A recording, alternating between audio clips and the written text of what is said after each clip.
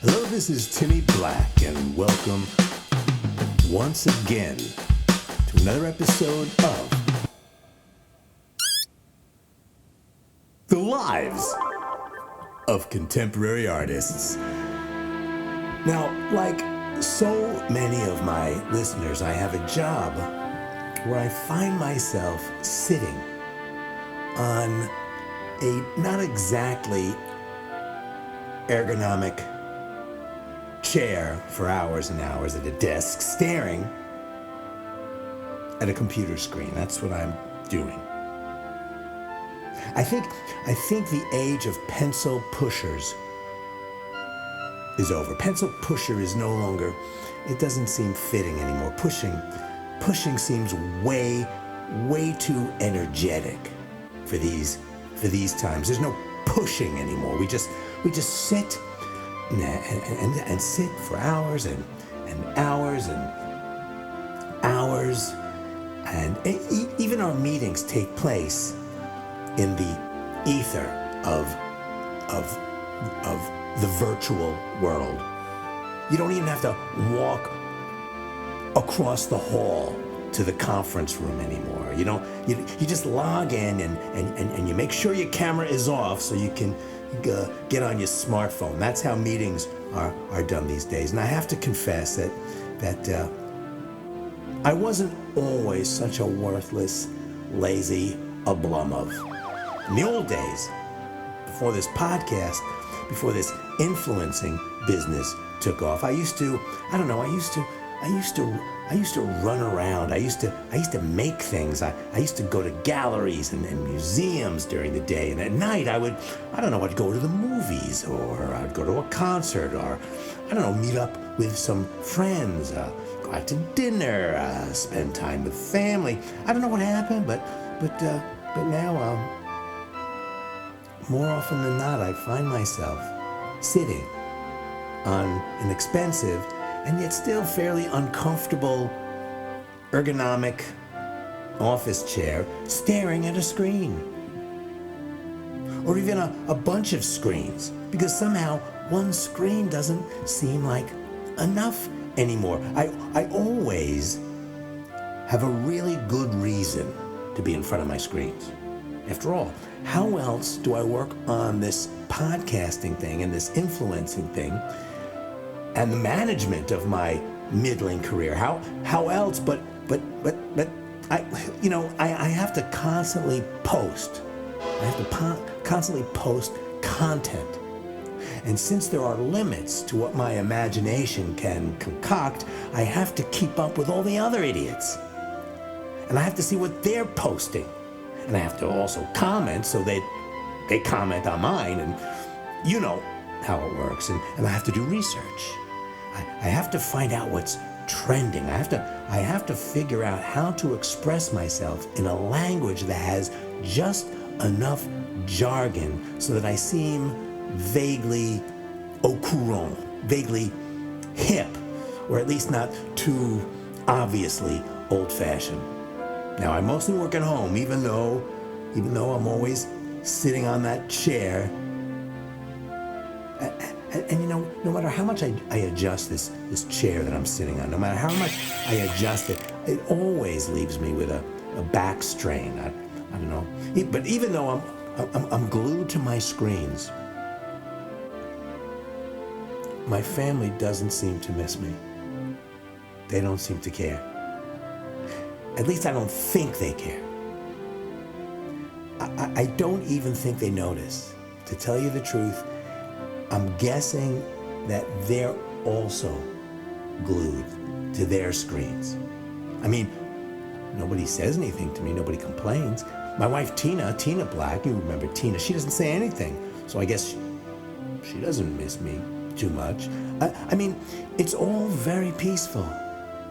I sit there on the chair, in that ugly office chair that's not quite comfortable. Remember the old days? In the old days, unless you were 20 and your apartment was a dingy collection of Goodwill stuff or things you found next to a dumpster, you would never furnish your home with office furniture.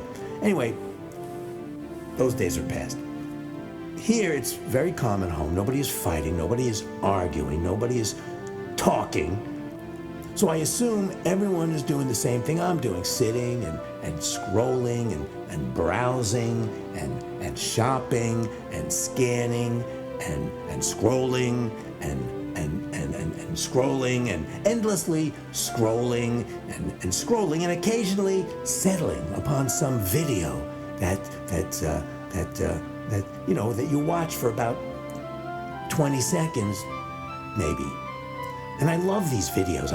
It doesn't matter where I find them. You can find them on YouTube, on Instagram, on TikTok. I even watch videos on Facebook and LinkedIn. See, I'm not that cool. But it doesn't matter. I'm just addicted to these videos. On a typical evening, I'll sit on my office chair, which may or may not have a cushion on it by that time, and I'll usually start by some sort of convenient fallacy. I'll announce to anyone who is interested, and I'll feel slightly ashamed, though I'm not really being judged. I'll announce to everybody that I have something I need to look up online for work. You gotta always add that, for work. See? And I usually do. I'll start reading, or more precisely, I'll start skimming. Some ridiculous artist statement telling me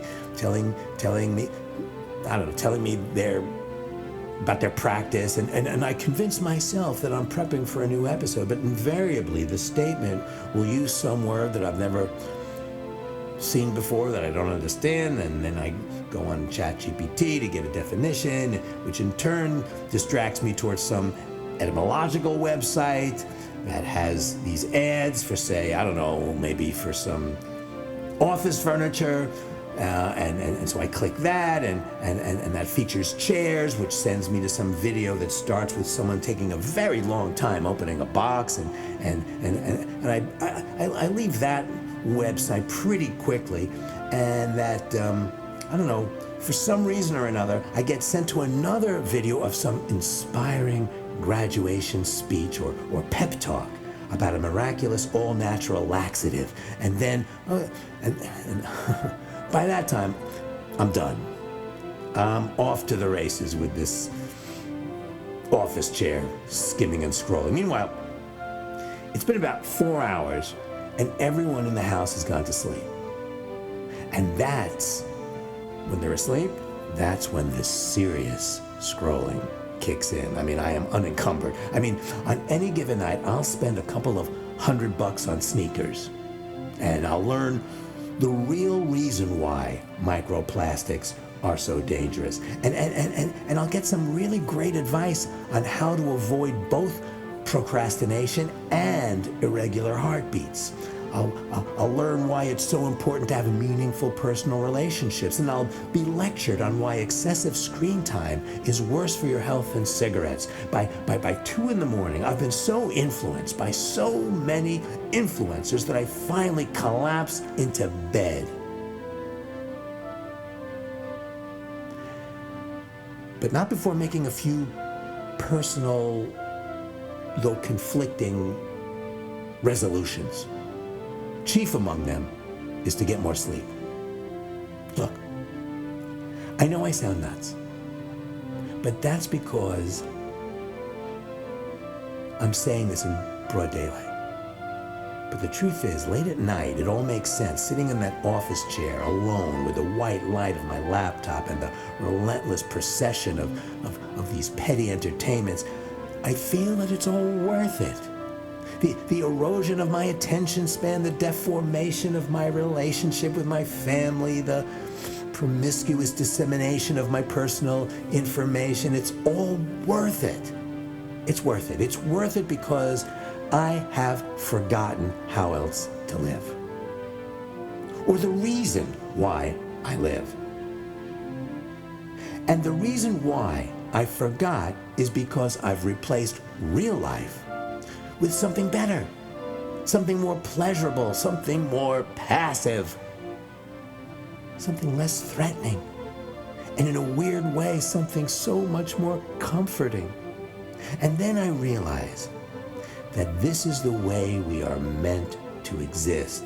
That is, or should exist, or should be our true destiny.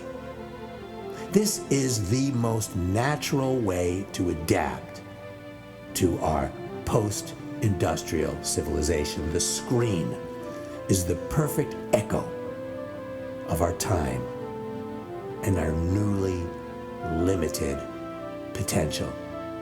We are entering a new age, a new era, and we'll be better off forgetting about all the triumphs and all the great achievements and all the crucibles and all the dramas in the lives of contemporary artists.